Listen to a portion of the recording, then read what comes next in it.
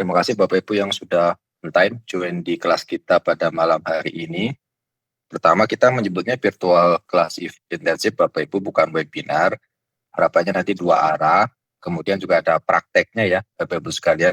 Jadi tidak hanya keilmuan saja, tetapi ada praktisnya. Sesuai dengan tema kita pada malam hari ini, yaitu membalikan rumah sakit defisit menjadi profitable. Jadi turnaround strategis yang 2.0. Jadi kita akan bicara empirical, kita akan bicara berdasarkan pengalaman dari kondisi yang defisit tanpa tambahan suntikan modal, bagaimana kita flip atau turnaround-kan yang kondisi defisit tadi menjadi profitable. Ada beberapa batasan-batasan. Yang pertama, Bapak Ibu sekalian, yang pertama kita menganggap rumah sakitnya itu murni sebagai business entity atau entitas bisnis. Jadi fungsi sosialnya tidak akan terlalu banyak dibahas pada kelas kita malam hari ini. Kita melihat sebuah rumah sakit ini sebagai alat bisnis, alat penghasil uang, bagaimana produktivitasnya kita bicara efektif, efisien, tetapi sosialnya itu tidak terlalu dalam di kelas kita ya Bapak Ibu sekalian. Yang kedua, batasannya adalah sudut pandang yang kita ambil adalah top management. Jadi middle up management, manajer ke atas, direktur rumah sakit, direksi ataupun pemilik. Manajer mungkin bisa beberapa ya sampai levelnya di wadir Bapak Ibu sekalian. Dan yang selanjutnya kita akan mengambil dari rumah sakit, sudut pandangnya dari rumah sakit swasta. Karena saya tidak pernah atau belum pernah dari sudut rumah sakit negeri Bapak Ibu sekalian, jadi mungkin jika Bapak Ibu dari rumah sakit pemerintah akan ada beberapa nomenklatur yang perlu di shifting atau di adjust ya, disesuaikan. Nanti ada penamaan misalkan dari financial report atau laporan keuangan ya Bapak Ibu sekalian. Jadi itu ada beberapa batasan-batasan kita pada kelas malam hari ini. Kita langsung saja ke to the point kita. Bapak Ibu sekalian, ini adalah formulanya.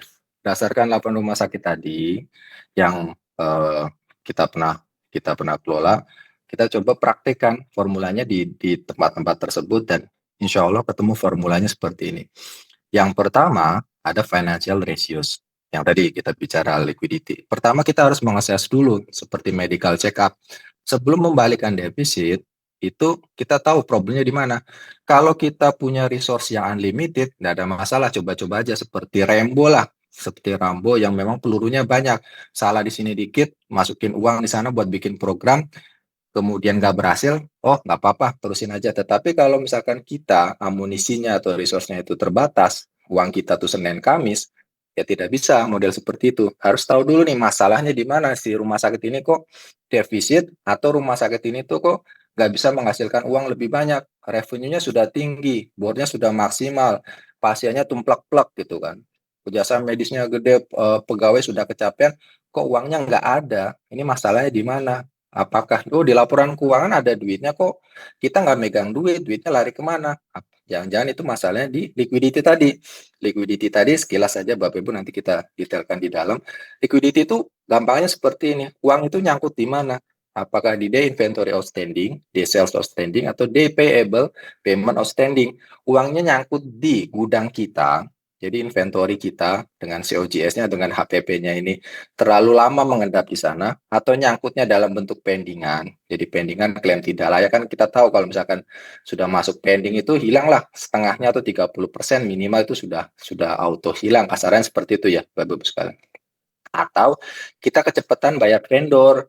Jadi vendor kita ini belum 1 bulan udah bayar gitu kan, atau belum 2 bulan atau belum 3 bulan. Jadi perputaran uangnya tuh enggak sinkron. Nanti kita detailkan kalau masalah kita di liquidity. Jadi memang tidak semua itu solusinya adalah efisiensi. Kita akan bahas ini financial ratios, yaitu liquidity, solvency, activity, sama profitability.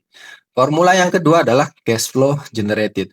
Setelah kita tahu titik fokus, jadi kekurangan atau ada cacat di mana nih rumah sakit kita, atau ada kelemahan di mana nih rumah sakit kita harus bisa mengenerate uang dari kondisi defisit. Ini sifatnya temporary. Jadi amount ini, si uang kita bisa harus mengumpulkan uang yang memang temporary ini untuk membuat produk-produk atau program-program yang efektif. Contoh, kalau yang di Subang itu saat itu dia defisit karena kekurangan pasien. Jadi pasiennya itu tidak, walaupun sudah BPJS-an, jadi memang tidak berarti rumah sakit sudah kerjasama BPJS auto rame, tidak juga. Ternyata ada di kota Subang, Bapak Ibu sekalian, dekat Purwakarta itu sudah BPJS-an, setahun sepi. Padahal sudah kerjasama. Jadi memang tidak bisa stigma yang, "Oh, sudah kerjasama BPJS pasti rame." Enggak juga. Case-nya ya, Bapak Ibu sekalian, di Subang itu tidak ramai. Akhirnya kita ambil. Kenapa? Sampai tidak punya pasien, padahal sudah BPJS-an. Kendalanya adalah bornya rendah ternyata. Nah, kita mengenerate dari kondisi defisit tersebut, nanti di cash flow generated ini, sejumlah uang yang akan kita gunakan untuk membuat program untuk menaikkan revenue-nya. Itu nanti ada di AHP. Base-nya statistik Bapak Ibu, atau analytical hierarchy process. Jadi bisnis kita combine dengan statistical. Ini nanti ada tools-nya. Jadi ada manualnya, ada tools-nya. Minimal Bapak Ibu tahu fundamental keilmuannya, nanti kita prakteknya sudah ada tools-nya. Jadi tidak ingin mempersulitlah hidup kita untuk membuat solusi-solusi tersebut. Nah, setelah kita punya programnya, kita harus mengecek Bapak Ibu sekalian, mengecek program ini signifikan atau tidak, hasilnya itu efektif atau tidak. Kita menggunakan t-test ya Bapak Ibu sekalian. Jadi kan kalau di statistik dulu kita belajar t-test, z-test, varian, covarian, kita belajar ANOVA, macam-macam koefisien correlation dan sebagainya, kita gunakan t-test. Kita gunakan t-test karena memang sampelnya bisa sedikit dan lebih reliable Bapak Ibu sekalian untuk sampel kecil, dan sependek pengalaman kita di rumah sakit, karena kita cut off-nya itu misalkan kalau bulan kan hanya 12, kalau si test kan mungkin butuh sampelnya panjang, kalau reliability test kita makanya gunakan t-test. Jadi independen itu per t-test, jadi before after-nya. Sebelum program itu dilaksanakan dan setelah itu apakah bagaimana signifikansi levelnya? Bagaimana dia? Jadi kita tidak bisa kita jangan debat kusir ini program efektif atau tidak. Kita akan geret, kita akan bawa Bapak Ibu sekalian ke kuantitatif. Jadi kita tidak bicara kualitatif, kita mengkuantitatifkan yang kualitatif. Jadi pertama, kesimpulannya, assessment financial ratios-nya. Ada masalahnya di mana nih sumber rumah sakit kita, kenapa rumah sakit kita itu defisit, kita ketahuan dari mana. Yang selanjutnya setelah teorinya, setelah ilmunya, oh kita ada kendala nih di misalkan mobil, ban sebelah kiri belakang. Ya kita nggak mungkin nambalnya tuh ban sebelah kanan depan, kan nggak nyambung. Kan ya Bapak Ibu sekalian. Melalui tadi liquidity itu kemampuan membayar hutang jangka pendek rumah sakit kita, solvensi, kemampuan membayar hutang jangka panjang kita di atas 1 tahun.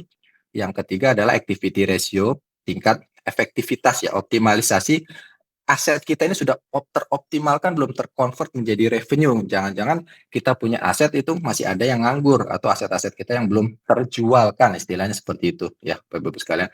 Atau di profitability, revenue-nya banyak, pasien banyak, bor tinggi, tapi kok nggak ada uangnya, kemana ini duit gitu kan. Yang kita bicara EBITDA, kita bicara net income dan sebagainya itu ada di sini. Yang ini prakteknya langsung, oh kita bisa mengenerate uang dari kondisi defisit tersebut, digunakan untuk membuat program atau strategi yang efektif agar bisa menyelesaikan ada yang masalah di financial ratios. Di sini setelah kita ketemu programnya atau strateginya, kita harus monitoring, kita harus evaluasi. Agar apa? Kita tidak wasting time. Program ini berjalan atau tidak, program ini diteruskan atau tidak. Karena tadi yang situasi yang kita bicarakan adalah situasi yang kita resource-nya itu terbatas. Kita punya uang Senin Kamis saja, kita nggak punya uang yang, kalau uang kita nggak berseri, ya tidak perlu kelas ini ya. Tinggal coba-coba aja, kalau gagal masih uangnya masih banyak. Tapi kalau uang kita Senin Kamis, uangnya tuh sedikit, kita harus bisa pintar-pintar ini program kita efektif atau tidak, strategi kita ini signifikan atau tidak. Nah, jangan debat kusir. Kalau misalkan kita bicara progres, bagus, sedang, atau baik, atau buruk, itu kan kualitatif Bapak Ibu sekalian. Kita geret ke kuantitatif menggunakan statistical tools kita, dependent t-test atau pair t-test atau t-test